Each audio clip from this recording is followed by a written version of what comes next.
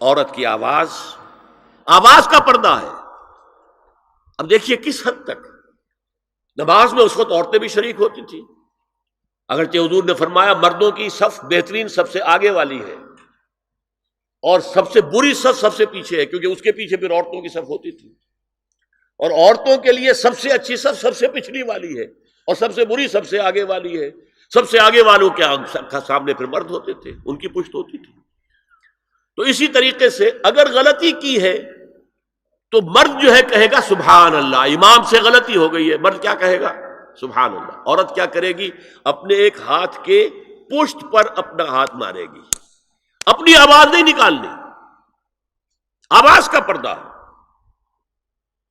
چھونے کا پردہ یہاں تک ہے کہ حضور نے کبھی کسی عورت سے ہاتھ نہیں ملایا، اور آپ جب بیعت بھی لیتے تھے تو بس زبانی الفاظ کہلوائے اور کہا ٹھیک ہے بیعت ہو گئی، یا ایک کپڑا پکڑا، اس کا ایک سرا اپنے ہاتھ میں دوسرا سرا اس خاتون کے ہاتھ میں، یا ایک تشت کے اندر پانی بھرا، اس میں ایک طرف اس نے انگلیاں ڈال لی اور ایک طرف حضور کی انگلیاں، لیکن مسافر لا اسافر النساء۔ ایک دفعہ ہوا بھی کہ بعض خواتین نے جب بیعت کی ہے تو پھر انہوں نے ہاتھ آگے بڑھایا مسافر کے لیے، حضور نے فرمایا انی لا اسافر النساء، میں عورتوں سے مسافرہ نہیں کرتا۔ اسلام میں پردے کتنے ہوئے؟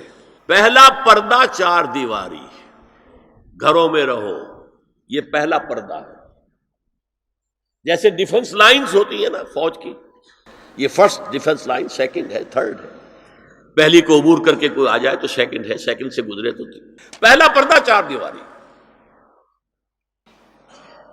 اس میں محرم آئے گا۔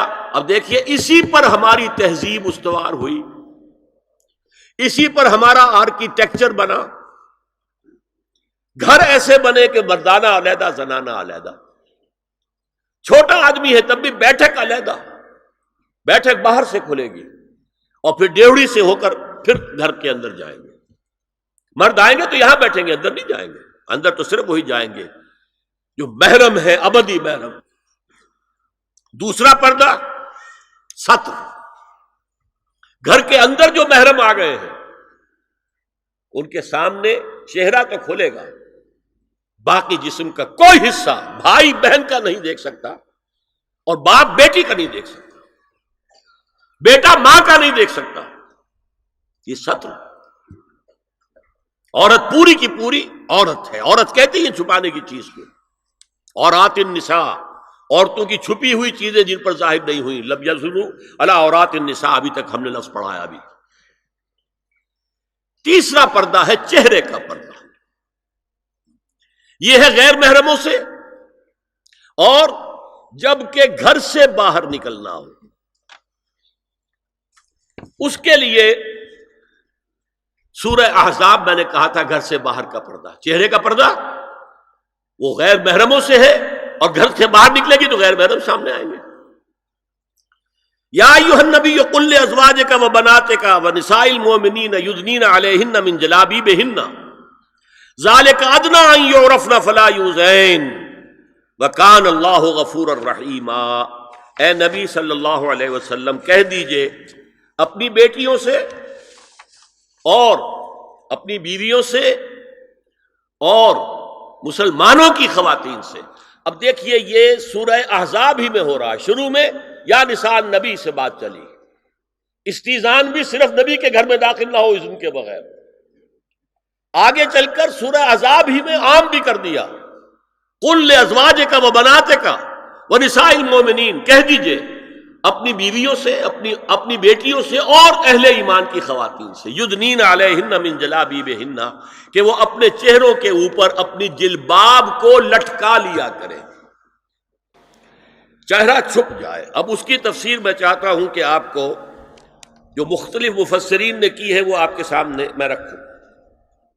حضرت عبداللہ ابن عباس نے اس آیت کی جو وضاحت فرمائی ہے اسے حافظ ابن کثیر نے اپنی تفسیر میں اس طرح نقل کیا ہے، اللہ نے مسلمان عورتوں کو حکم دیا ہے کہ جب وہ کسی کام کے لیے گھروں سے نکلیں تو اپنی چادروں کے پلو اوپر سے ڈال کر اپنا منہ چھپا لیں اور صرف ایک آنکھ کھلی رکھیں، دونوں آنکھیں بھی غلط ہیں۔ ہمارے ہاں برقع کیوں بنا تھا؟ دیکھیے چادر میں عورت لپٹی ہوگی، اس کا ہاتھ جو ہے اس چادر کو سنبھالنے میں آکوپائی ہو جائے گا۔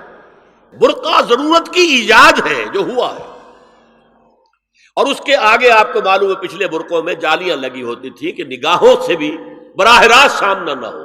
اور یہ میں نے اپنی آنکھوں سے دیکھا، انقلاب ایران کے بعد جو حاجی آئے ایران سے، ان کو جو میں نے دیکھا ہے، اس طرح چادر میں ملبوس عورتیں ہوتی تھی، لمبی سی چادر، ایک ہاتھ سے اس کو اس طرح پکڑا ہوا ہے اور صرف ایک آنکھ کھلی ہے، دوسری نہیں۔ میں نے شروع میں کہا تھا ہمارے نزدیک اسلام دین ہے، صرف مذہب نہیں۔ اسلام قرآن اور سنت دونوں پر مبنی ہے، صرف قرآن پر نہیں۔ اسی میں ایک اضافہ کیجئے اس بات کا کہ حضور نے کئی حضرات سے یہ کہا، کہیں وہ رشتہ کر رہے تھے، کہ آپ نے ایک نظر دیکھ لیا ہے۔ اب اگر یہ ایک نظر دیکھنا اس کی اتنی اہمیت ہے تو اس کا کیا مطلب ہے؟ اگر تو صورتحال یہ ہوتی کہ ہر وقت چہرہ کھلا ہے، آ رہے جا رہے، تو ایک نظر دیکھنے کی کیا ضرورت ہے؟ وہ تو دیکھا دکھایا ہے۔ زمانہ آیا ہے بے حجابی کا، عام دیدار یار ہوگا۔ سکوت تھا پردہ دار جس کا، وہ راز اب آشکار ہوگا۔ تو ظاہر بات ہے وہاں پردہ ہو گیا تھا، تبھی تو تھا نا کہ ایک نظر دیکھ لو۔ آپ نے پوچھا ایک صحابی سے کہ رشتہ کہاں کیا؟ وہاں کیا ہے، تم نے ایک نظر دیکھ لیا ہے؟ اس خاندان کی آنکھوں میں کچھ نقص ہوتا ہے، دیکھ لو، بس ایک نظر دیکھنا ہے، اس کی اجازت۔ تو یہ اجازت ہونا اس کا خود ثبوت ہے کہ عام حالات میں عورت جو ہے وہ دکھائی نہیں دیتی تھی، بلکہ وہ پردے میں رہتی تھی۔ مسلمان جدید تعلیم یافتہ دانشوروں کی منافقت، وہ کہتے ہیں یہ پردہ وردہ سب مولویوں کی ایجاد ہے۔ کبھی کہہ دیتے ہیں یہ تو ہندوستان میں راجپوتوں کا پردہ ہوتا تھا تو مسلمانوں نے یہاں یہ پردہ ایجاد کر لیا۔ میں نے دیکھا ہے عرب کی بدو خواتین کو مکے سے مدینے جاتے ہوئے نظر آتی ہیں۔ ایک خاتون اونٹ کی پوری قطار لے کر جا رہی ہے، ہاتھ میں لاٹھی ہے، پورا مکمل پردہ، چہرہ چھپا ہوا، آنکھوں کے اوپر بھی کوئی انہوں نے وہ حجاب سا بنایا ہوتا ہے خاص چھجا سا، اور ہاتھوں میں دستانے، پاؤں میں جرابے۔ یہ کون سے راجپوتوں کا پردہ سعودی و عرب کی جو ہے ریگستانوں میں پہنچ گیا؟ بدو جب آتے ہیں اپنی عورتوں کو اسی حال میں لے کر آتے ہیں، اور ان کا یہ ہے کہ وہ احرام کا معاملہ بھی یہ ہے کہ یہاں چھجا بنا کر آگے چادر لٹکا لیتے ہیں، صرف چہرے سے مس نہ کرے بس۔ اور وہ پھر اپنی خواتین کو جب طواف کراتے ہیں تو ان کے گرد گھیرا ڈال لیتے ہیں، ہاتھ سے ہاتھ پکڑ کر، تاکہ کسی اور کے ساتھ ان کا نہ کندھا لگے اور نہ کوئی اور جسم کا حصہ بس۔ یہ پردہ وہاں کہاں سے آ گیا؟ سر سید کا واقعہ تو میں آپ کو بتا چکا ہوں۔ اب ذرا علامہ اقبال، میں منافقت اس لیے کہہ رہا ہوں کہ ایک طرف ہمارا جدید دانشور طبقہ، مولوی ملاٹے دیوبندی ہوں، فلاں ہوں، یہ ہوں وہ ہوں، یہ دقیانوسی ہے، اصل میں تو سر سید احمد خان، اور پھر علامہ اقبال۔ علامہ اقبال کا حال کیا ہے وہ سن لیجئے آپ۔ انگریز سرکار لارڈ ولنگٹن کے زمانے میں علامہ اقبال کو اپنا گورنر بنا کر جنوبی افریقہ بھیجنا چاہتے تھی۔ من جملہ دیگر شرائط کے ایک شرط یہ بھی تھی کہ تمام سرکاری تقریبات میں بیگم اقبال ان کے ہمراہ ہوں گی۔ علامہ اقبال نے یہ کہہ کر اس پیشکش کو ٹھکرا دیا، بے شک میں گناہگار مسلمان ہوں اور اعمال کے اعتبار سے مجھ سے بہت سی کوتاہیاں سرزد ہوتی ہیں، تاہم میں اتنا بے غیرت نہیں ہوں کہ محض ایک سرکاری عہدے کی خاطر اپنی بیوی کو بے پردہ کر دوں۔